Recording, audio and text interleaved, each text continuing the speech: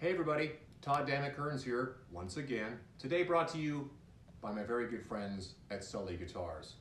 John Sullivan is a good friend of mine. I was a big fan of his work, and he's made this glorious beast for me to take out on the road whenever the hell that happens. We call this the Electric Barber Raven. It's a monster. I hope you enjoy it someday live. Today, get to hang out with a very special friend of mine. He's played in a million things. He played with his very favorite drummer. He played drums for Tommy Lee in Methods of Mayhem. He has been in Black Label Society, Skrape, a bunch of great stuff. Now, he's in the amazingly huge Evanescence. We hope to work together in the future. One of my favorite people on the planet, one of the best drummers out there, Will Hunt.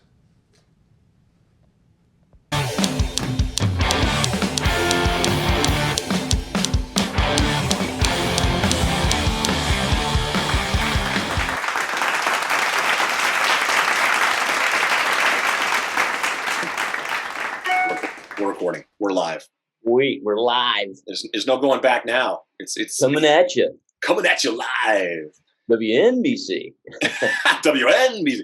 And we're back. Exactly. So what, how is, you're in Florida. Where in Florida are you? I'm in Orlando. Orlando. That's amazing. Yeah. So where did you grow up though? You grew up in? I'm from, I was born in Gainesville. Okay. And then I grew up in kind of Tallahassee, between Tallahassee and Topeka, Kansas. My dad was doing his residency. And my mom was in Tallahassee. So, so I'm a native Floridian. You know, I've been here my whole life. That's so crazy. Yeah. I mean, and the fact that you're back. I mean, it's like, you know, how far are you from Gainesville? How far is Orlando from Gainesville? We're about 2 hours. Okay, so that's Gainesville's about 2 hours directly north. I'm always impressed by like being able to be like at least in the area of where you grew up, because for me that is not the case. It's like at all a constant sort of like you know, and then ending up in a completely different country. But you know, and you're in Vegas at that. Vegas at that, hiding out in a Guitar Center, as you can see. It's what it looks like. I was gonna say, where are you? Guitar Center? Guitar Center or a pawn shop? Yeah, it's a pawn shop, exactly. Yeah, Todd Kerns' pawn shop. Come on by. You know, we'll get you a good deal. So there's anyway, a show in there somewhere. Yeah, exactly. There's a reality show in there somewhere. So I wanted to. I'm actually really excited you're here because it's going to be a lot of fun. But I was, you know, as we pointed out earlier, you've been in Evanescence, Dark New Day, Black Label Society. But I want to spend the next 4 hours talking about Karate Kid 2. You sent me that, and when you asked me, is it okay to talk about Karate Kid? And I'm like, Karate Kid? I'm like, man, I got a pretty good memory, but I don't remember discussing Karate Kid. And when you sent me that, I'm like, Karate Kid? You sent me like, yeah, it says in the liner notes, it says you're a cast member of Karate Kid 2. And I'm like, what? Is that real? And that's a true story. If you Google Karate Kid 2 cast, because I was watching Cobra Kai, and they've been pulling out all the nostalgia cards on that show. It's like people from like the old shows, Elizabeth Shue's coming on. I'm spoiling this for anybody who hasn't seen it. Like people from, you know, they eventually started playing in the new season, Karate Kid 2 people are coming in from when he went to Japan. And I'm like, so I had to go in and go like, cause I was like, well, is that the same actor? Cause I'm like, it's the character from that show. Anyway, so I go in and I'm like, I'm just scrolling through, this is weeks ago. And I'm like, Will Hunt. I go, weird. And I wanted to bring it up, but I thought, no, I think I'll wait till like the day. And then I kind of forgot about it, you know, as time goes by. That's funny shit, man. And then today I go, because it's not like, I don't know if there was another actor named Will Hunt or whatever, but I scroll through and it's your picture, Will Hunt. And when I click on it, it goes into your Wikipedia page, Will Hunt, from drummer, musician. And I'm like, wow, I guess maybe Will had some sort of like child actor phase. I don't know. You know, it's stranger things that happen. Dude, I mean, that's the thing. It's just like you could look at that and probably go, there's a chance. It happens. You would have been really young. I mean, you would have been like a child at the time. But I would have been, well, when that movie came out, I was 13. Yeah, exactly. Which is not that far off, because the people in the movie are teenagers or whatever, you know. So I think it's even funnier that like somehow you are attached, whether you want to be or not. There's attached to Karate Kid. There's a lot of people. There's a lot of people out there who go, yeah, Will Hunt. You know, that guy from Evanescence. He was in Karate Kid too. And I wonder how many people are looking at that. What's weird is that my wife pointed out that that my character in the movie was a postman. So I was the postman. Yeah, that's right. Yeah. A post kid. I mean, so if you put the math together on that, it would make sense. But yeah, that doesn't make a lot of sense that there was a 13-year-old kid cast as a mailman. Yes. That doesn't in like really Southern California looking 13-year-old. Understandably, yeah. No, I think that's really funny that there must be a William Hunt, an actor somewhere who was in that movie. I'm going to have to go find the movie now and actually sit through it and figure out who that Will Hunt is. I don't know, unless they completely blew it all together. For all I know, maybe they got me cast in like Smokey and the Bandit or something. I don't know. See, that'd be even cooler. Yeah, exactly. But that's yeah, exactly. Yeah, but smack your mama in the mouth.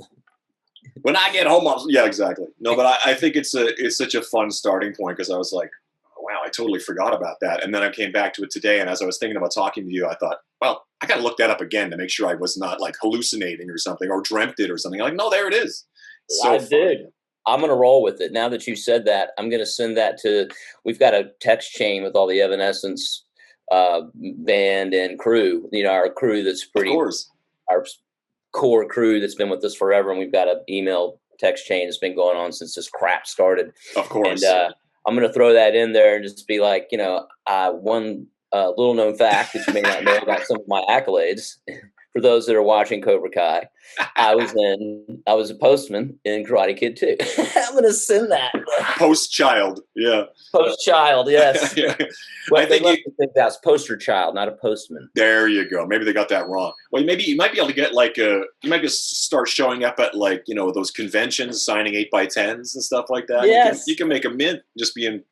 Look on the Wikipedia page. I'm in it. See, it says it right there. It says right there. Can't go to Comic-Con and sign 8x10 for myself. Especially with Cobra Kai now, it's like you're like you can make a tidy sum of money just kind of signing 8x10s at conventions. Why not? I'm saying, which we're caught up on, by the way. So there's no spoiler here. We binge watched that the third season. I think 3 days. Yeah, I so good. We kind of, that's the sad thing about COVID, isn't it? It's kind of like, whenever I talk to somebody, it's never, it's, so what have you been up to? It's never like, so what have you been up to? It's like, what are you watching? Because no one's up to anything, really. It's we're just sitting around. Shit. No, we're just sitting around like, my wife and I are watching Yellowstone, the Kevin Costner series now. And it's like, it's pretty cool. It's a whole other thing. On? It is, I'm not sure, actually. You'd have to, the wife, it's something in the deep recesses. It's not on the usual platforms. I know that. So is it good? It's been fun. It's been cool. Yeah, it's some cool people on it. Costner. It's a whole thing. But we don't want to waste a whole 2 hours talking about 2 hours. I'm not going to keep you here for 2 hours. Trust me. But no, we've been in touch a lot lately because of downtime and hopefully, we're musicians. We love to hang. And I've known you for a long time. Yeah. But I'm really curious about, especially as a drummer, I always find this interesting. Because when I look at your resume, and a lot of the time, and it made me immediately think of all my other drummer friends. It's like, what is the deal? Because there's so many drummer jokes, you know what I mean?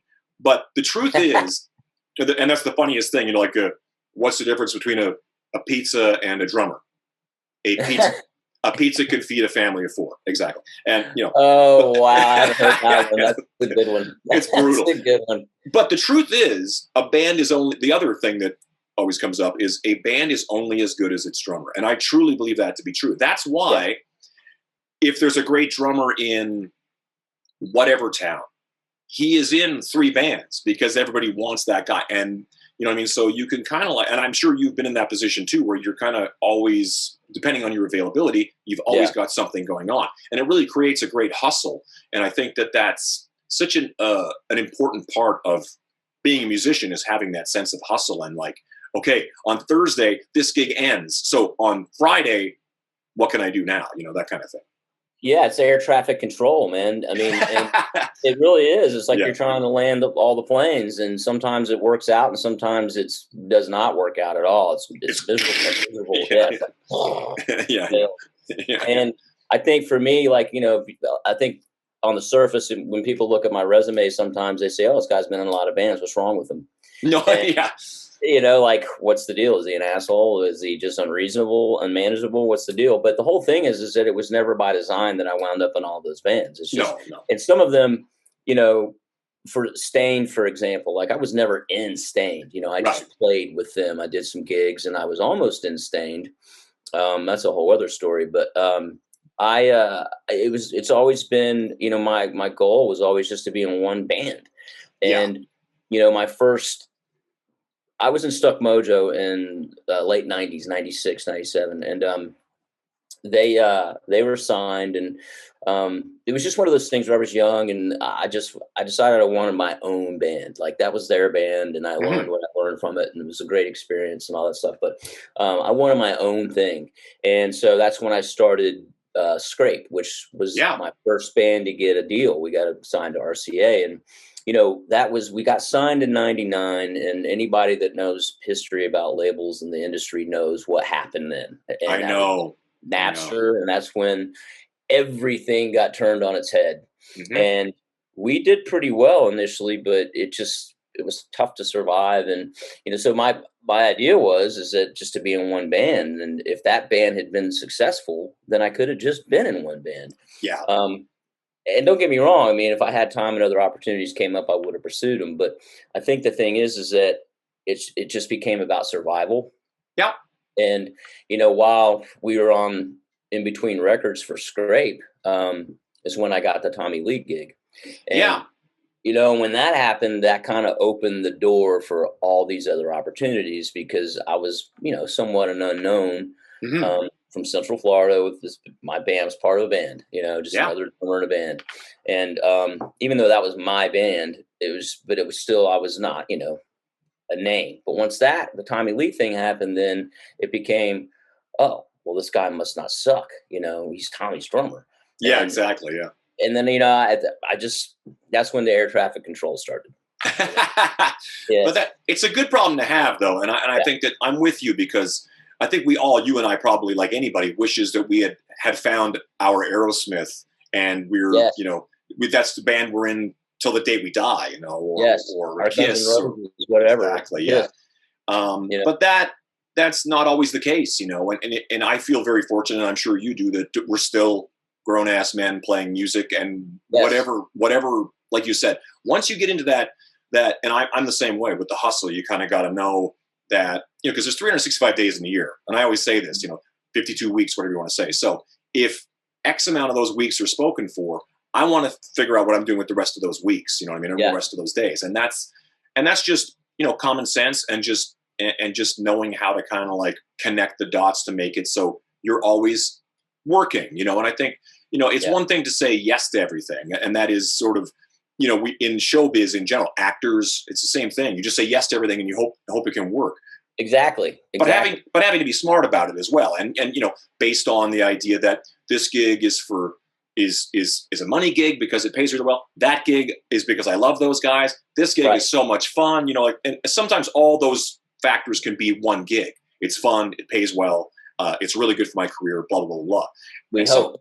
Yeah, you hope. That's the best case scenario. Yeah, that's the best case scenario. Yeah, artistically,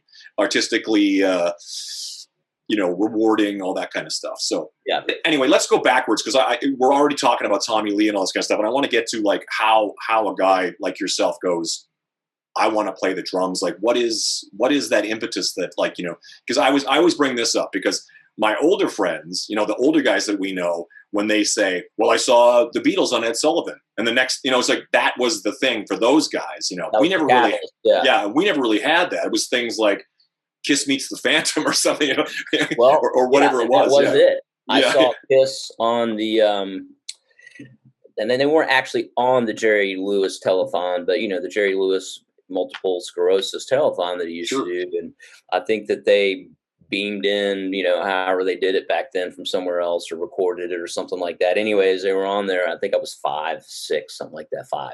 Right. And I probably not unlike a lot of our peers, Kiss was the catalyst for me. Yeah. And the gateway drug. Exactly. I know. We're still addicted. And the thing is that, like, with, you know, when you're a kid and you're impressionable like that, there was something about that music that was just mean sounding and scary. It And was, then you saw them, and it was just like whoa, you know. I mean, it's like fuck, it's incredible. So that pretty much was the catalyst. Now my dad, he's a musician too. He's a doctor, but he's a guitar player. Oh, cool. And my first instrument that I wanted to play was guitar. And I just, when you're 5, you don't really understand these things, but you get a guitar in your hand, you think, okay, if I just hold it and I do this and look the part, it's going to come out. Not knowing that, you got to learn how to fret the thing. And I just couldn't get my hands around the neck. And I'm like, I just lost interest really quick. But what I did have was a pair of drumsticks, and I would beat the shit out of this pillow. And I was like, and he's like, well, maybe we'll try this. So I went to a drum lesson when I was 5, and the rest is history. But the thing about it is that, as I got forward in my life, my dad went to Gainesville High School, GHS, and in his class was Tom Petty. Oh, wow. I think you told me this once. This is such a crazy story. Yeah. Yeah. He played with Tom Petty in high school, and Mike Campbell basically replaced my dad. And that's so crazy, dude. So he was in Mudcrutch? Is that? No, they became Mudcrutch after because they were the Epics in high school. Right, the Epics. And my dad played with them briefly, and they met because my dad had a Gilera motorcycle, and he was in his driveway. And Tom Petty, they'd seen each other at school, but they didn't really know each other. My dad was in the driveway working on his motorcycle, and Tom Petty drives by on a friend of my dad's motorcycle. Wow. Saw my dad in the driveway and pulls in, and they just started talking, and they became friends like that. So anyways, and to check this out, even crazier, 1 year ahead of them was Don Felder from the Eagles in the same school. Wow. So fucking crazy, man. There's a lot of talent in that high school. I'm saying, dude, I'm saying. And so for me, my dad knew that it wasn't a pipe dream, because he'd seen firsthand, my dad's decision was to go to school to be a doctor. Tom Petty's decision was to be a professional musician. Yeah. And, went on that route. And so my dad knew that, hey, it's not a pipe dream. It can really happen. If you apply yourself and you learn the craft and you do it and you're the best at it, then you can succeed. So I had support from him and my mom. My mom, so I think she initially wanted me to, go to University of Florida on a scholarship, but sure, music, man, I had to do it. Well, I mean, it is interesting because when you're young, and especially as young as you are, so how old are you? So you fall in love with it at like 5, but when are you actually behind a drum kit? Like how old are you when that actually starts happening? Well, I started then, and it was really just a snare drum type of thing, that kind of stuff, and that was boring. And I finally kind of started to get behind a drum kit around the time I was 8. Okay, wow, that's still very young. It's young, man. And I was lucky in that I had, when I lived in Topeka, this is interesting. I moved up there, and I would spend, I was split time between my mom in Gainesville and my dad in Topeka. And at the time in Kansas, when I was, how old was I? 9. Okay. 8 or 9. There was a really fledgling punk scene. Okay. In Topeka, between Lawrence, Kansas, where Kansas University is, and Topeka. And there were some bands that came out of there. And there was this one band there called Abuse, killer name. That's a great name, yeah. Fucking great. And they were kind of ahead of their time, man. Like, they were a 3-piece, and they kind of sounded like somewhere between the Sex Pistols and the Ventures. And they were like, just full of piss and vinegar. Anyways, their drummer was this Army brat. Willie McNeil was his name, and he was a really good drummer. He was young; he was like 19, but I started taking lessons from him. Oh, cool! And that's when it all clicked. Like when I started playing with him, and he really was good and really good behind the kit, and then it all came together for me at that point. Then I was 9, I think, when it really started to click in. Do you think there's a certain amount of natural ability for this kind of stuff? Because you can have like. I see it in children all the time. Like now in today's, we've all seen like the, 8-year-old kid playing Rush Tom Sawyer or something on the drums. And you're like, whoa, what's going on? Or whatever. Yeah, or whatever. Yeah. And you're like, and sometimes you'll try to explain to somebody like 1 on the kick drum, 2 on the, just do, ga, do, and then 1, 2, 3, 4, just even this. And you just, some people just never get that. And I think there's some certain amount of just like natural rhythm, I suppose. It's a lot of like unspoken weirdness that person's really good at math and you're really good at the drums. You know what I mean? You might be good at math too. I don't know, but I'm saying, that kind of stuff. Maybe, I don't know. I mean, but yeah, I think there is, because if you think about it, like, think about you as a singer, like, and a bass player, like, you sing in a way, I would love to be a singer, but I just don't have that. And maybe I could develop, I mean, I can sing, but, I don't know that I could ever develop myself to be a lead singer, Right. And I think it's not that I wouldn't work hard at it or I haven't worked at it. It's just that I don't have that natural voice, like for you, like, and I'm not saying that it may come easy for you. It may not, I don't know. But like when you sing, it's just like, fuck, man, incredible. And like same thing with Amy, like listening to her sing, it's just like she's got this God-given gift. She really does, yeah. I think that's another thing. Another thing too is that ability to like to witness in children just singing in key. You know what I mean? Like without any sort of like to recognize that talent. Yeah, just that's just natural to them, just to sing in key, and because most kids are just, they can develop it. You know what I mean? Totally. Like that's half of it. It's like you can have all the God-given talent in the world, but if you don't develop it, then it's just lying dormant and sitting there. But if you develop it, incredible things can happen, as we've all seen. So how quickly after that are you like you and your friends making racket together, like finding the guy that plays guitar and that guy plays bass, or however that works as kids? That came later. I think the first time that I really started to kind of play with other people, like I played with my dad. Like he had a band in Topeka, and it was cool. Like a blues band type thing, and I would just sit in with them all the time, and they would rehearse at my dad's house. It was like a split level house, and there was a room that they used, and I would jam with them whenever they would come over. And cool. It was a pretty cool childhood. Now, how old are you when this is happening? Like how you when 8, 9? Oh wow, that's awesome. I'm playing with guys that are pretty fucking good. Grown men, yeah. Grown men, yeah. But I started playing with other kids my age when I was 12. As you do. There was a store in Tallahassee. My mom hooked me up, and I didn't take lessons there, but what they were doing is they were taking their students and basically making like a School of Rock, what it is now. Okay. I mean, which didn't exist back then, as you know. Yeah. And they would make these student bands, and I had a band with a girl on bass, this kid on guitar, and this other kid that sang, and we were just playing like, the covers of the day, just learning the songs like Bang Your Head and stuff like that. ZZ Top. It's such a great thing to learn though, even as a drummer, to go, okay, just learning a song and learning the parts and all that kind of stuff is it's a lot going on there. Yeah. There is, man. But I mean, and for me, I kind of look at it like, I had some teaching and some stuff like that, but I'm not really like this. I'm more like a football player when it comes to drums. Sure. And less of a golf guy.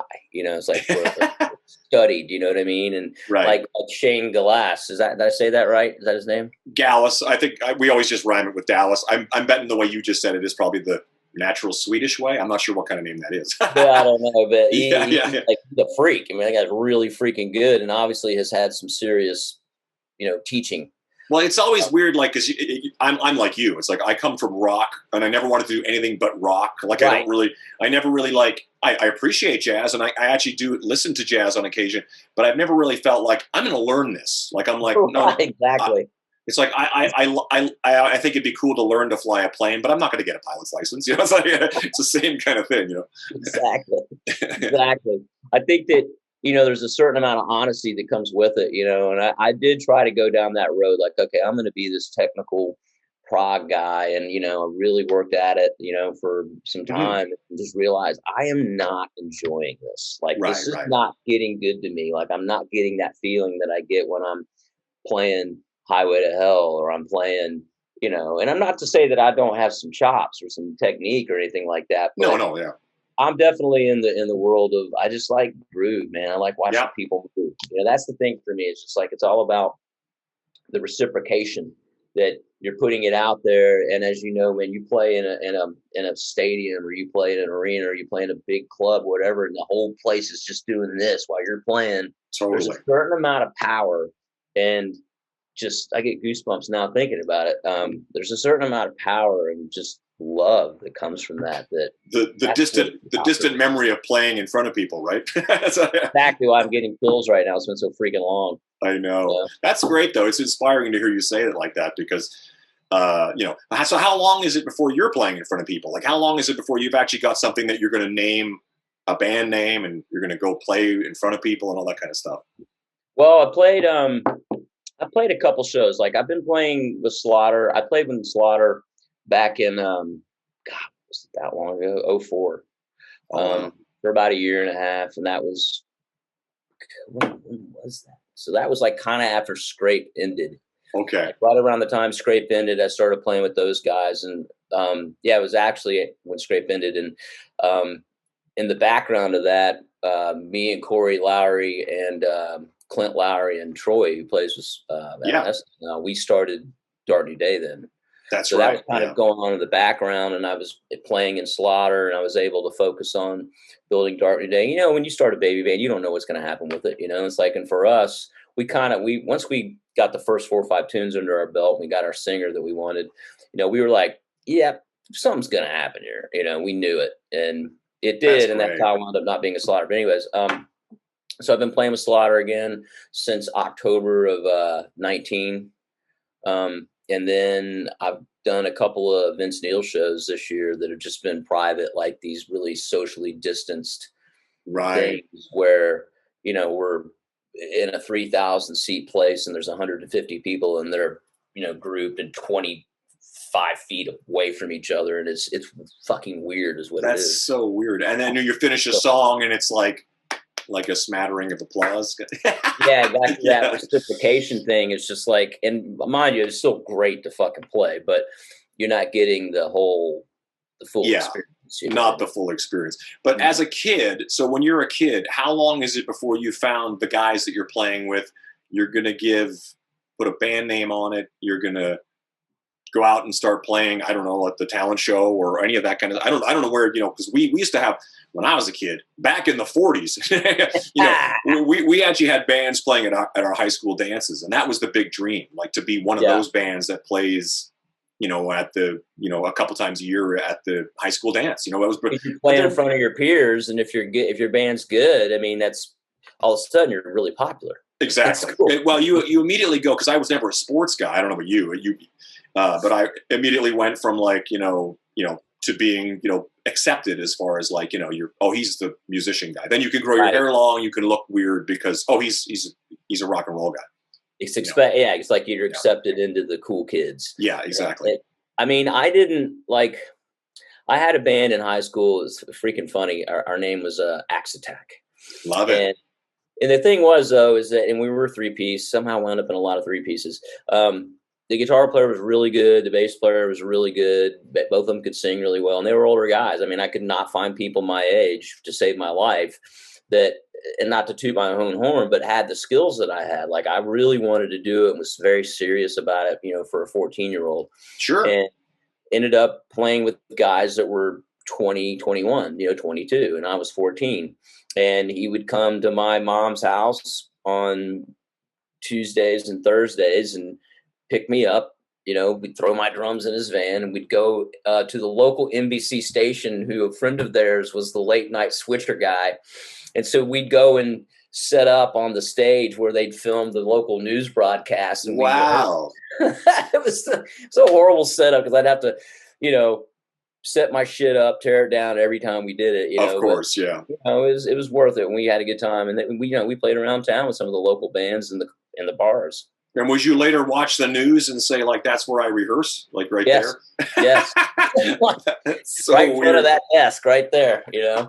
Freaking crazy, man. And it says a lot because when I was a kid, I played with older guys too. It says a lot that that those guys, older guys, said this 14-year-old kid, he's our drummer. You know what I mean? Right. And I don't know about you, but it was different for me because I was actually not really prepared to be playing in the position that I was playing. But what I found was playing with guys that much older advanced my game so much quicker because You got to step up your game. You know, it's like these guys Same for me. yeah, these guys they've been around longer. They're older. They know more. Okay, cool. Then and then hopefully you can get up to their game way before they got to their game. That means you're kind of ahead of the curve. So right. How long does that go on for? Like what's next after that? Like where does it go from there?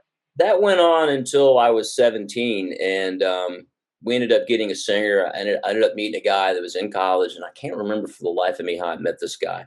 But he was from Jacksonville, and he was going to law school at FSU. Oh, wow. And he had the look, and he came from some money. So he, had money to put into the thing, and, he became our singer, and we kind of started to get pretty serious about it. But then as we got down into it, it's just like, I don't know if this is good enough, and he kind of felt the same way. And for him, he's like, I'm just going to finish law school, whatever. And I ended up going in, to a studio that was in Tallahassee to record for another band. And it was my first real studio experience. That's a big monumental moment as well. That first time it was with mics on the drums and the whole experience. Yeah, totally. It was a real studio, and he was a guy that owned that, managed a band called Eli that was a circuit band, and I don't know what you guys called them up in Canada, but same thing. Like that, so, pretty much, yeah. And this band had been around for several years and just had new members that kind of cycled through it. And I was 17. I think the next youngest guy was the guitar player, and he was 25 or 26. Oh, wow. Okay, yeah. So these are like real dudes, like seasoned professional musicians. Yeah. And they had we had a semi truck with a full massive PA, 160 Parcan light show and Tomcat trussing. I mean, it was we had pyro.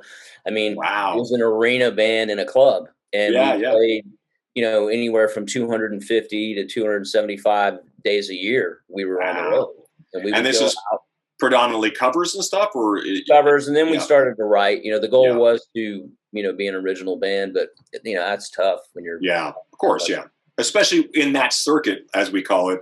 It's been really put there for original bands. You're there to play the hits of the day and keep people dancing and drinking. Yeah. Entertain the people, with stuff that they know, so that they buy drinks and blah, blah, blah. But we did write some pretty cool stuff for the time. You know what I mean? And, but that was kind of like, I made that decision to do that instead of go to college, because I was supposed to go to college on a scholarship. And right. What were you going to go to college for? I went pre-med. Wow. There you go. Idea. Just imagine how different your life could be. Sometimes I do, man. Sometimes I look at it and go, God, man, I should have gone to college. Nah. You're having way more fun than you would, in that, I would assume. I don't know. Dr. Hunt. I'll call you Dr. Hunt from now on. That's just what it's going to be. Oh, perfect. Doctor. We'll make up for it. Yeah. Doctor. Doctor. Yeah. Yeah. I mean, I did that, and I did that for almost 4 years, and that was college for me. You know what I mean? Great. And then I just said, all right, I didn't like the direction that things were kind of being taken. And same thing. It was just like, man, if I'm going to do this, it's time for me to move on. I've taken everything that I can take from here, and I've given everything that I can give, and I need to move on. Sure. And so I just blindly just said, I got to step away. I stepped away from it, and, and I basically hung out in Tallahassee, and, I didn't really my mom had moved away from there. She had moved back to Boston with my stepfather, and it was my brother that was there. My brother ended up moving back up there. So it was just me in Tallahassee after, 6-8 months. And so I found. How old are you at this point? 21. So you can actually get into bars. Okay. Yes. At that point I could. And I realized I started playing with a band down in Orlando, and a band called The Kill. And these guys were my age.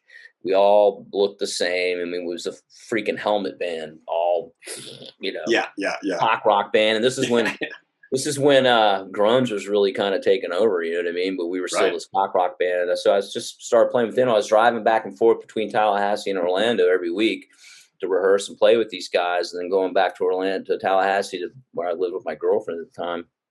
And then I just realized there's nothing for me in this town. I got to go. And I moved down to Orlando. Yeah. And then I've been here since. 90 what? I'm sorry? 93. 93. Okay, so wow, yeah, you've been there a long time. That's great. Yeah, there's a lot going on there, though. I mean, like Alter Bridge is from Orlando. It's a surprising amount of things going on in that neck of the woods that I wasn't really aware of until I actually paid attention. Well, here's what's interesting is that once I got down here and I played with that band, The Kill, until '96 when I got in Stuck Mojo, and what happened is that I went to Europe and for the first time with them in October, November, the first part of December. It was like 10 weeks in Europe. Two bands. It was us and a band called Life of Agony. And, right. And they were huge over there. I didn't even know what they were, man, but they were massive. I mean, they were selling 6,000 seat places all through Europe. And I just got hip to this whole scene that was not happening in the United States. Yeah. Over there, heavy rock, so I guess you somewhat call it metal, but was really taken off, and people embraced it. And I was just like, man, there's something going on. And that's when I finally came back and with the Stuck Mojo thing, I was like, man, I got to start my own thing. I started Skrape purely to go to Europe. I was like, I don't really give a shit what happens in America anymore. I'm starting this band because I want to take over Europe. Those fans are loyal. Yeah. They love it, and so that was the whole plan. It just so happened that, I started that band in '97, and by the time we got signed, that movement, it kind of started to make its way over here. Yeah, and right. You started to have these American bands that were starting to really crush it at the time, like Seven Dust and Limp Bizkit was just coming out then, and people were starting to figure out who Life of Agony was over here, and just there was this whole movement, right? So with Skrape, when we got signed in '99 was right around the time that Jeff Hansen, who managed Creed at the time, moved from Tallahassee, which is where they started. Okay. Moved from Tallahassee down to Orlando and brought his management company down here. And at the time, he was managing all kinds of people. Cool. Wound up managing Seven Dust and managing, it was just a list of like, really? He managed them? Yeah. And we were doing our thing at the same time. So like, the snap of a finger, man, all of a sudden Orlando became this hotbed for rock band. Crazy, right? So many bands got signed out of here, but we were on the forefront. We were the first band to get signed out of Orlando. Cool. And we got that RCA deal, and the scene was palpable for about 2 years. There's some really cool shit going on down here. Seven Dust came and recorded it, and Creed was functioning out of here. Those guys moved down here, hence how Alter Bridge kind of did their thing, because Scott and Mark live here, and some of the Seven Dust guys now live here. I mean, so there was a scene here for a minute. It was cool. That's really cool. It was like modern metal bands and boy bands. They're cranking out boy bands out of Orlando there for a while. Yeah, it was like so totally. Yeah, I mean, and that's it. Like the music scene, by and large, was functioning and operating out of Orlando and doing big business. Big business. Big, especially in years was basically for the most. It was Lou Pearlman, 100%. Yeah. NSYNC and Backstreet Boys and Britney and all that crap. 100%. Yeah. So it's funny to see how quickly you just sort of like waded into like playing in bands, and then boom, you're like in the game. You know what I mean? Like, the hardest part is getting in the game. I mean, that's getting your foot in the door. 100%. Yeah. And I think that, you're a good example of just, right place, right time. You can't plan these things sometimes. And I think maybe following your instincts to say, if I stay in this thing, the previous thing, I'm just going to be, 35 years old, still playing Don't Stop Believing. Yeah. Or whatever, which is, is not, in a lot of ways to me, it's like, that's not a bad thing. Like if you're playing drums and you're making a living, you've already won the game. But if you can get into that world where, like you're saying, like you're doing your thing. And once you've seen Europe, and I think what's interesting is you bring up a really interesting point about North America, because I'm including Canada in this, is the sense of like whatever's happening here is all that matters. So our scenes or whatever's popular is changing so much, and it becomes pop, it becomes hip hop, it becomes whatever is going on. Yeah. And they tell you how rock and roll is dead. And then you get off the plane in Frankfurt, Germany, or wherever you happen to be, and you realize that rock and roll is alive and well. And real alive. Japan, Australia, South America, and you've been everywhere, so and we do the same thing where I'm like, I don't know what you're talking about, because we come back here and we have our thing here, but it is obviously really, really huge outside of America. So you can Isn't create that an entire interesting, career. man? It's so strange, man. And I don't, I can tell you this. What's interesting is that, so when I started playing with Slaughter again back in, 19, um, that Motley Crue movie had come out, The Dirt. Right. Yeah. Yeah. And I don't know, I mean, maybe that had been out for 6-8 months at that point or whatever. And of course they had announced that they were going to do the stadium tour in 2020 and the whole thing. And there was this resurgence for that scene. And sometimes you hear people talk about that stuff and you're like, yeah, I don't know if I'm seeing that, but I can tell you firsthand from playing with Slaughter, like we were playing to packed places that there, and the demographic for that was a lot of these younger kids like that were in high school. Yeah. And that making up a lot more of the audience, not your typical late 80s, early 90s people that were into the scene back then. It's all of a sudden this whole new genre was getting hip to what we all knew was fucking killer. You know what I mean? Well, and that's really interesting because I noticed it too. Like when I first went to Europe with Slash, it was the first time Slash had been on stage in a long time or doing anything active. You know what I mean? And I expected it to be, not expected it, but I assumed it would just be, people from, like you say, like probably in their 30s and 40s and 50s, you know what I mean? Right. But it is shocking when you go around the world and you play rock and roll. And like you say, this scene, you'll go and you'll see 16-year-old kids wearing, like they come out with like the craziest ones, like Tough or some band like that from back in the day. And they've got these t-shirts on. I'm like, how did you, Vane, bands like that. I'm like, how did you even find these bands, And how do you know about this band? Like who, then you got to think, oh, your dad probably listens to exactly. it. Yeah.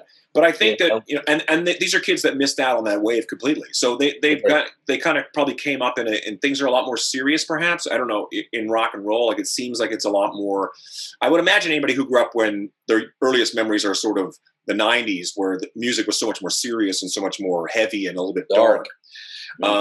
They missed out on that complete party phase of, It did. Like look at David Lee Roth and go, what the hell is this? Just that. What is he doing? Yeah. The colorfulness of it and all, you know what I'm saying? Dana Strom kind of puts it in a way that it makes a lot of sense. And he's like, look, people come out to see, he's like, as they've been doing this because they've never stopped, but people that are in that age group that are older, that were there in the beginning, like, people come out to see this band because they want to forget the work day. They want to forget the crap that's going on in their life. And they want to get back to a time when things were fun and happy and they were, loving life, and they want to live that moment. So that's our job, is to provide that for these people. But as we were playing, we weren't in Europe, we were playing here in the States. I mean, we were realizing that, man, there's a whole new thing out here. And our job isn't just to give these older people a break from reality. Our job is now to turn these younger people onto just how fucking cool this was. And he made a really good point, because there was this resurgence going on before the pandemic shut everything down. And I wonder once things are lifted, does that still survive? Does that still live on? Does it get bigger? I don't know the answer to that. That's actually a really interesting question. And I think it's funny because I talked to my friend the other day, and he is 100% of the mind that when things open up, it's going to be a traffic jam of just excitement to see live music. And I kind of prescribe to his side. I think people might be mildly trepidatious. People are in financial situations now. It's not like you can do everything, but I think all the bands, everybody's writing right now. You know this, I know this. Everybody's writing, everybody's getting ready. Yeah. People are recording. There are people sitting on completely finished albums because they don't want to put it out now because we can't tour it.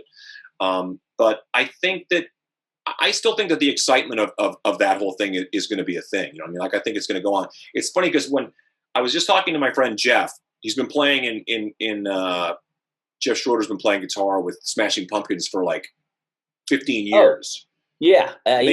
He's fucking awesome. Amazing dude. He's an amazing dude and an amazing player. But what's really interesting about guys like him, and when we talk about the 90s, we talk about that kind of thing, you forget that guys like Billy Corgan and Rivers Cuomo from Weezer, those guys were metal dudes, and they love that kind of guitar playing, and they love all that music. It just sort of, that weird shift into, it was sort of alternative music. It's not all dark. Weezer's not a dark band, like pop rock and that kind of stuff. So in reality, that thread has always lived through it. It just sort of like, it's weird how like, you know, whether you use a Slaughter as the example or whoever you want, in a lot of ways, they work more now than they probably did prior to the 90s, you know what I mean? Or prior to things going kind of sideways, you know what I mean?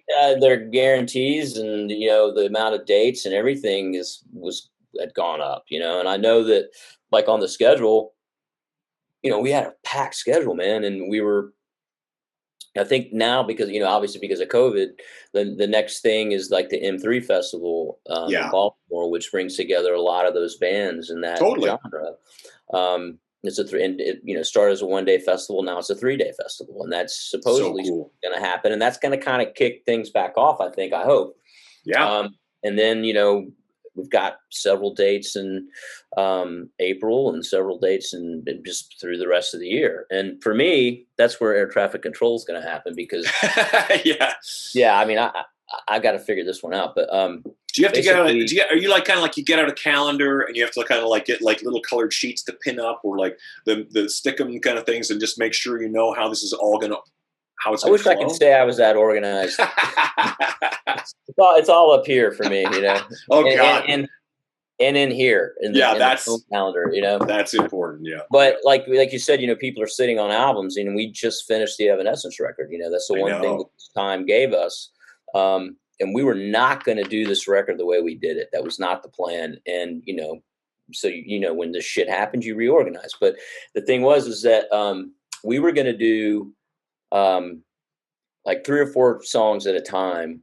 And then we had some dates in April and we were going to go do those dates. And then we were going to come back, you know, write a little more and then hop in with a different producer and do 3 or 4 songs. And then we had some dates, and then we were going to just slowly make this record over the course of the year and use different producers just to kind of get different vibes for the record. Because I think long gone are the days, they're not gone, but, you know, we have more interest in creating little pieces, you know, and doing it over the course of time. Because, you know, if you sit there and you write a record all at once, you know, you're going to kind of wind up with one color. The record's that color.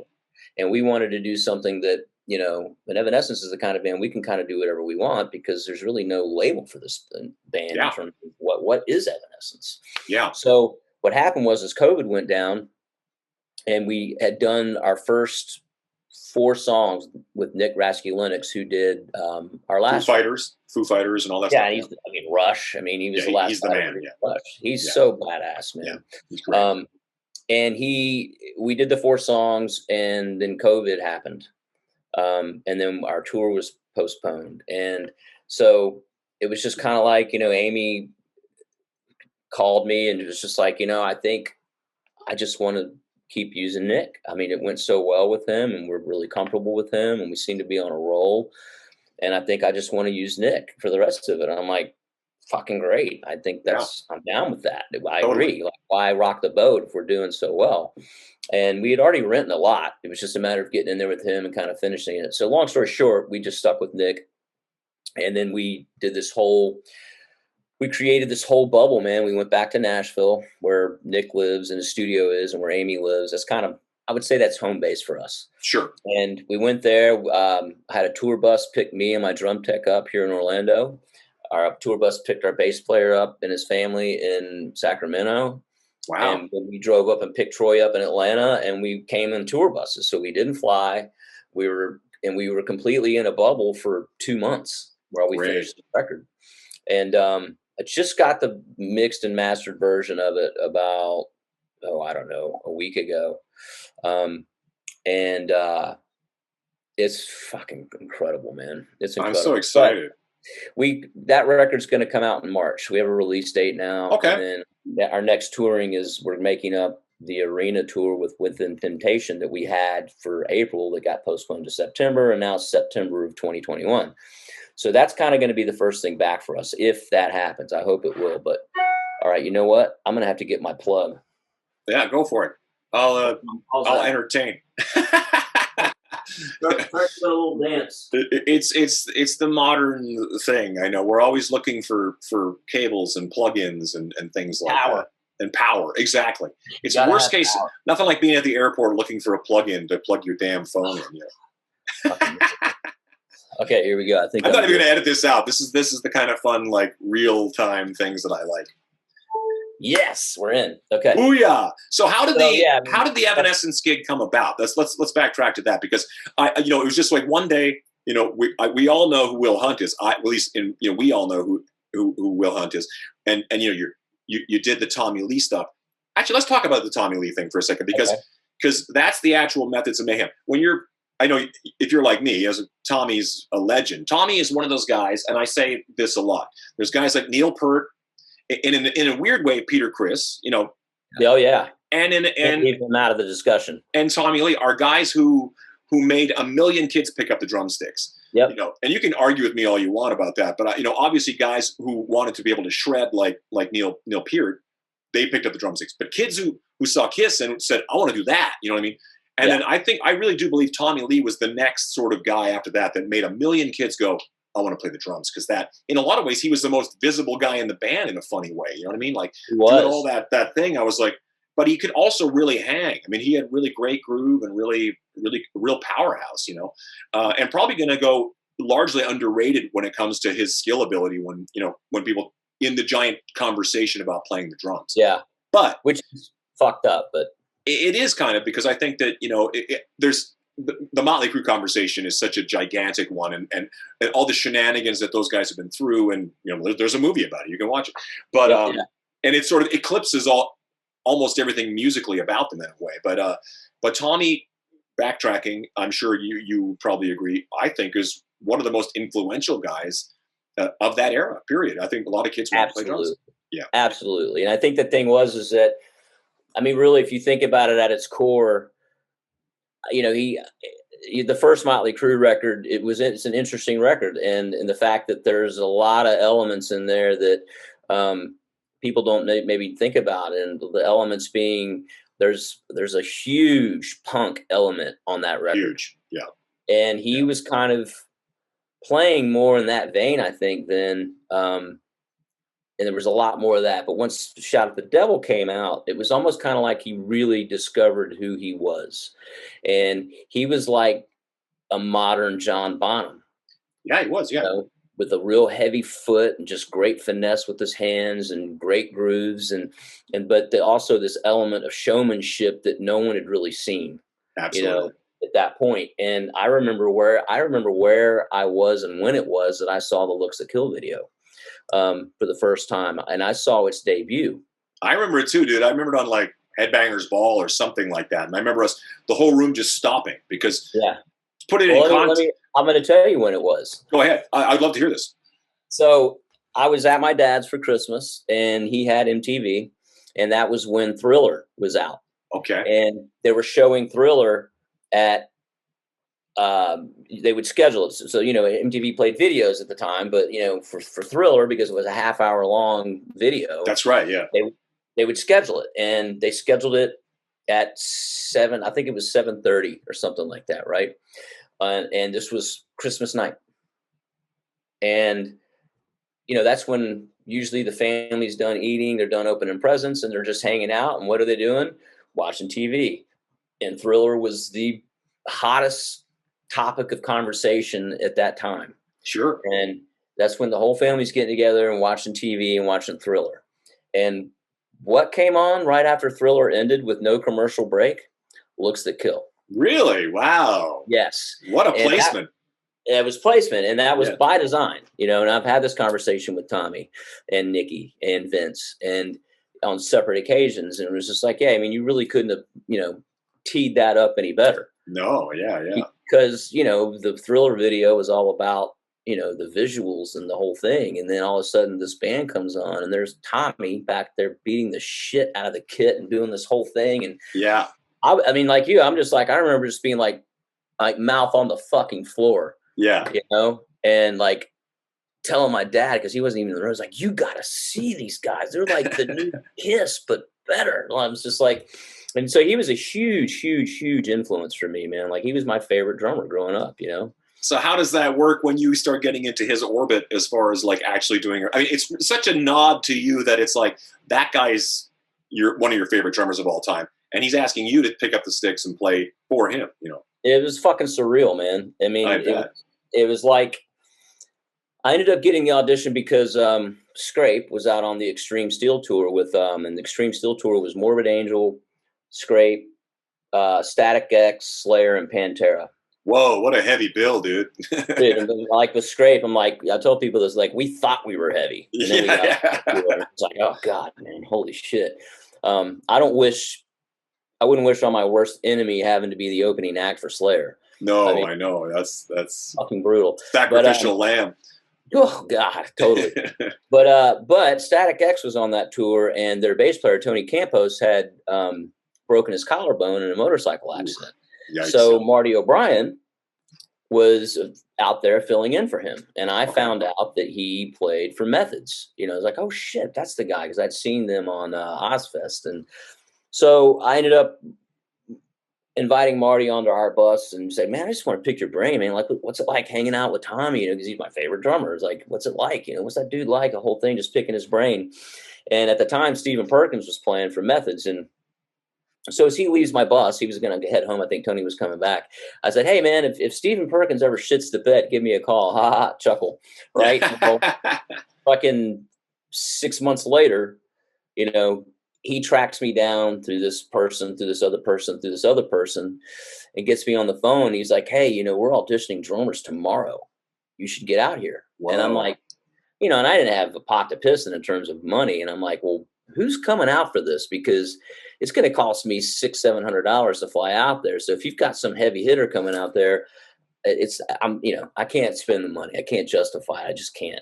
Right. And he's like, nah, man, I don't think anybody worth a shit's coming out. Just come out. And I'm like, all right. So he's like, I'll set it up. I'm going to tell Viggy, Tommy's assistant, that you're coming out, whatever. So it's a fucking funny story, man. So I fly out there and I walk into Third Encore, and it's this fucking cattle call of drummers. I mean, there's literally 25 drummers in this hall. And it's the second day of auditions. Yeah. And second and last day. Oh shit. Okay. So I walk into the hallway and I'm seeing all these guys who've got notepads and just doing their whole thing. And I walk in with a pair of sticks or my stick bag, and I'm looking at this, and my wife's best friend, who lived in LA at the time, had picked me up at the airport and brought me to this, and that's a whole other story. And she's actually my daughter's godmother. But so I'm in there, and Viggy comes walking through the hallway, and he's looking at everybody. If you've ever met Big Vig, I mean, he's a 300-pound massive Italian, right? Yeah. He's fucking inked up and menacing looking at the best. And he sees me, immediately eyeballs me, and he comes over to me. He's like, who the fuck are you? And I'm like, I'm Will. I'm Marty's friend. I'm here, for the audition. And he's like, looking at his pad, like, I don't have you on here. Get the fuck out of here. He's looking at the guy. He's like, get this fucking guy out of here. And I'm like, no, what? Dude, for real? Party. Yeah. So luckily, right as that's blowing up, they take a break and they walk out of the thing. And I see Marty. Like, Marty was, he's like, hey, Willis, what's up, man? He's like, that's good to see you. And I'm like, dude, he's trying to throw me out. He's like, no, Viggy, this is the guy I was telling you about. He's like, well, he's not on the fucking list. He's like, no, you got to let this guy play. So he's like, yeah, okay. He's like, but you're going last. I'm like, all right, whatever. Wow. So I'm listening as when they go back in there, I'm listening, and I'm like, somebody is crushing it in there. And I'm like, who the fuck is that? I thought he told me no one was coming out. Because I'd heard some of the people playing, and it just, whatever. And come to find out, it was Brian Tichy. Sure. Yeah. Who is crushing it. He's a monster. So I'm like, great. I just wasted $700, not getting this gig. And so, he comes out. They told him to hang out. And so, and then another guy goes in, and this is also funny. I'm standing at the door. So now it's just down to me in the hallway and Brian Tichy somewhere on the property. Sure. And so this is a guy before me, and I'm hearing this go on in there, and they stop a song, and I hear someone go, wah, like yell. And I'm like, the fuck is happening in there? And so he's done. So I come in, and so they hand me a picture of the guy, an 8x10 of this dude. And the yell was, when they finished the song, this guy blew fire. He literally blew fire. So he swigged his shit and screamed at the end of it. And they were like, well, that dude just blew fire. What are you going to do? And I'm going to shoot rockets out of my ass. And so Tommy loved that. And so they brought Brian in to play on an electronic kit, me on the acoustic kit, and Stephen Perkins was in the room, you know, kind of helping with the whole thing. So here I am. Wow. Sitting in front of Tommy Lee, Stephen Perkins, and Brian Tichy, and now it's my turn. And I'm like, great. Jeez Louise. So I just fucking went for it, man. I got into that killer mode and just fucking went for it and crushed it and, you know, did really well. And so they had me and Brian waiting out there and they call me back in and Tommy's like, man, you fucking great, dude. You know, really fucking love you playing, you know? And he's like, we want to bring you back, bro. He's like, you think it's cool? Cause I had a baby face. And he's like, you think it's cool? You think your mom will be cool with that? And I'm like, my mom? Yeah, the lady that brought you. And I was like, that's not my mom. I was like, how old do you think I am? They're like, we thought we were like 16, 17. I'm like, no, dude. I'm like, I'm 30, you know? Wow. There you go. So I ended up coming back and it came down between me and Brian. And I think it was just a thing of like, you know, Tommy felt like he could get along with me really well. Okay. And we're still really good friends. So that was a good call, you know? That's so cool. I wound up with the gig. That's so cool. I mean, like, and it's always a trip to be playing with your heroes because it's, you know, I mean, it's it says a lot about like, you know, where you are and where you're at in your career that you can actually go, I'm standing toe to toe. I'm playing drums for the guy who's inspired me to play the drums. You know, that's a heavy thing. That's a heavy thing. And I can't even tell you how much I learned from him. Oh, I bet. That whole thing. Like, it's insurmountable. You know, you talk about somebody just basically takes a pot of gold and says, here you go, you know, and I learned so much, man. I mean, I can't even tell you. I can only imagine. Well, I want to really quickly talk about how you got into Evanescence before I cut you loose, because I don't want to drag you, you know, like I said, we still got it. We haven't even touched on Karate Kid 2 yet, so we should. Oh my god, so funny! You're never going to live that one down. I'm gonna ride that pony all the way in, buddy. You have to, yeah. But so with the Evanescence thing, when it presents itself, are you more in a fill-in position, or is it actually like they are looking for someone again? No, so that came about because there's a producer, this guy Dave Bendeth, who mega producer. He's produced everybody and their brother. And at the time, you know, moving forward, we didn't really get into this. At the time, I was playing for Vince Neil. Right. Yeah. And this was in That's between. So funny. So you played with Tommy, you played with Vince. You should have been in 6 a.m. and then you should have been in, you know. That almost happened. I wouldn't be surprised. Yeah. And I don't know if you saw this on anything about me or anything like that, but I actually played in Motley. I remember that. Yeah. I played the last 7 shows of the Carnival of Sins tour in Canada. Wow. I remember that because he was jacked up or whatever, right? Right. He had tendonitis. And the guy, Paul Harvey from, it's really fucking cold where he's from. What's the name of that city where they had the Olympics? Oh, in Calgary. Harvey Warren is his name. Warren, that's his name. Yeah, I've known that guy a million years. He's a wonderful, hilarious dude, man. I love that guy. I'm going to make sure to point out that we talked about him today. Yeah, dude, I love Harvey, man. He's a good time. Yeah. That's right. Hilarious. So it was a random thing that Tommy's jacked up. They bring in this kid from Calgary to come up to Red Deer, Alberta, or something like that, and Harvey is just thrown on stage in a hockey arena to play a Motley Crue show. Like it's the most like that movie Rockstar times 1,000,000%. You know what I mean? Yes, I think he was working at a coffee shop or something like that. And he got the call and he was like, "Hey, I got to leave. I got to go play with Motley Crue tonight." His boss was like, "What?" It's like, can you imagine that call? And for me, that call was, I remember this, man. It was April 1st. It was April Fool's Day. And I didn't even know that this was going on. I don't know how I missed it. There were problems out there, whatever it was. But Tommy calls me and I'm cleaning my grandmother-in-law's pool. I'm out back cleaning her pool, you know, tweaking her yard, whatever. And he calls. I'm like, "Yeah, what's up, dude?" And he's like, "How quick can you get to the airport?" And I'm like, "Huh?" He's like, "How quick can you get to the airport?" And I'm like, "I don't know. Is this a joke?" I'm like, "With or without luggage?" And he's like, "Without." And he was serious. And I'm like, "Wow, fuck." And it didn't even dawn on me at the time that it was April Fool's Day. And so I need you to fill in for me. You know, it's like, I'm injured and I can't play. And you're the guy. You got to come and fill in for me. And I'm thinking, huh? And then I'm thinking about this. I'm like, oh, April Fool's Day. Very funny, motherfucker. You know, and I'm like, you got me. And he was just like, no, I'm fucking serious. He's like, my tour manager's calling you right now. Wow. This guy, Bob Quant, who fast forward is now Evanescence tour manager. No way. Wow. It's a fucking crazy story. So anyways, so he calls me and he says, yeah, we need you to go to the airport now. Make sure you get your passport. So I ran home, threw some underwear and shit in a backpack, hauled ass to the airport, and now I'm on a plane to what's the island off of Vancouver? It'd be like Victoria, Vancouver Island. Victoria is probably the city, yeah. Victoria, where Pam Anderson's from. Yeah, that's right. Yeah, wow.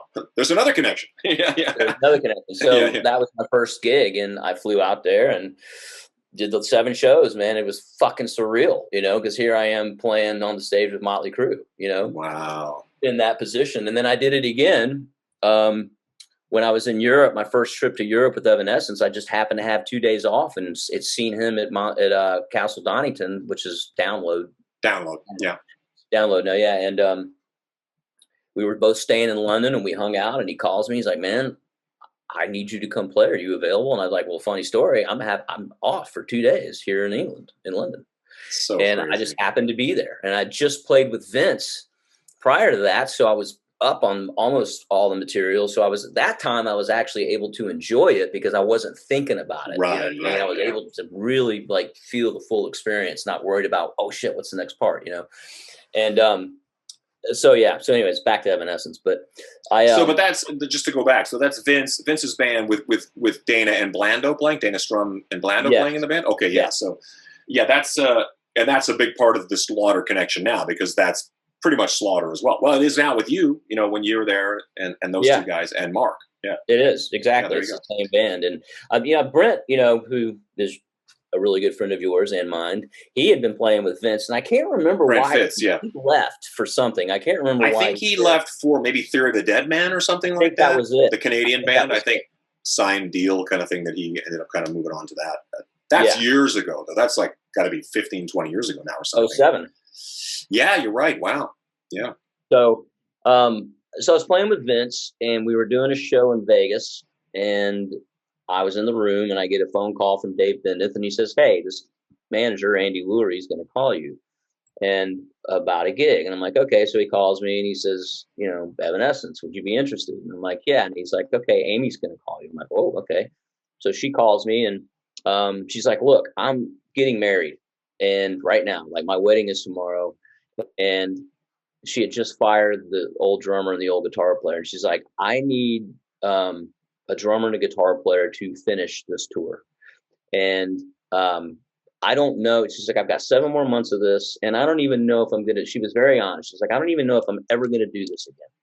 She's like, I may never do Evanescence again. I just don't know. And at the time, she had some big issues with the label, and, she was very young, and I think she was just kind of torn in what she was really wanting to do as an artist. She's really into a lot of eclectic stuff, Portishead and and all this stuff. I mean, that's where her heart lies. She really loves that stuff. And I think she really kind of wanted to, for lack of a better way to put it, just Evanescence is great, but I'm going to go do what I really want to do and fuck this label.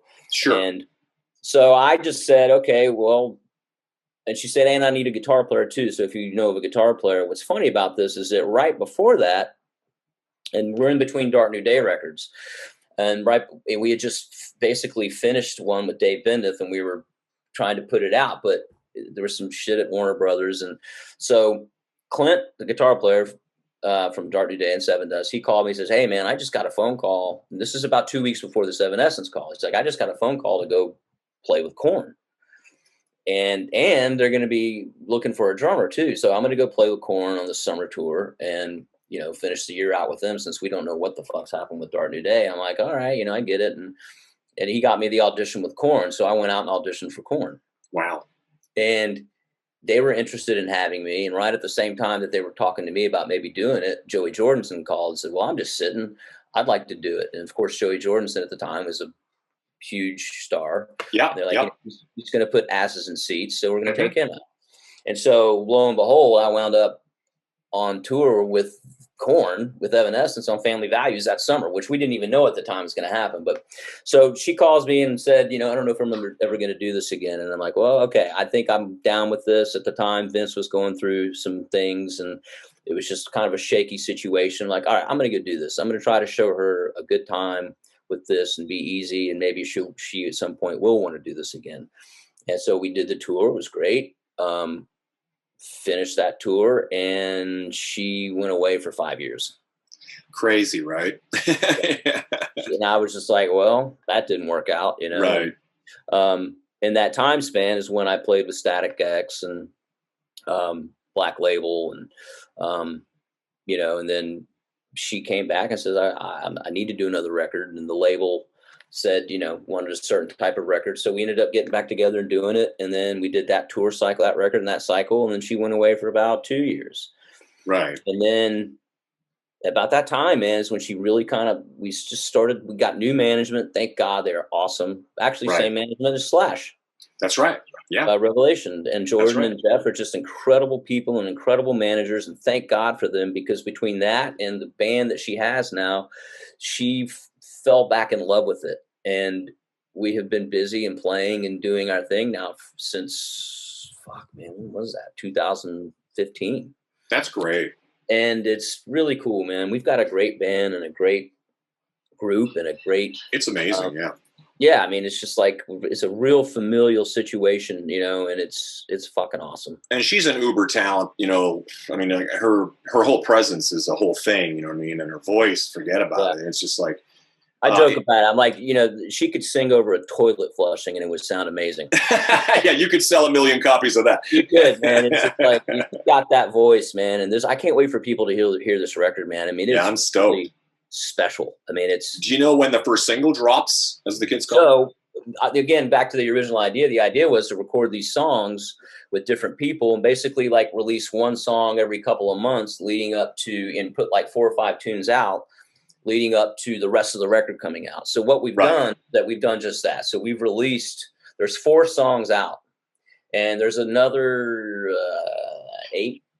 7 or 8 tunes on the record that will drop in March. Right. So there's 4 songs out now that people can check out. Right, yeah.